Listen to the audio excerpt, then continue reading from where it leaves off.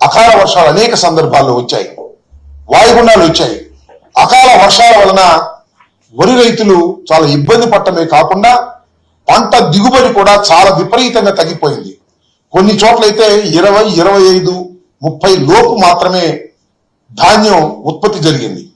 ఉత్పత్తి పంట సరిగా లేక రైతులు ఇబ్బంది పడుతున్న ఈ దశలో చివరికి గిట్టుబాటు ధర కూడా రానటువంటి ఒక దుర్మార్గమైనటువంటి పరిస్థితిని వాళ్ళ రాష్ట్ర ప్రభుత్వం కలగజేసిందని ఈ సందర్భంగా నేను చెప్పదలుచుకున్నాను.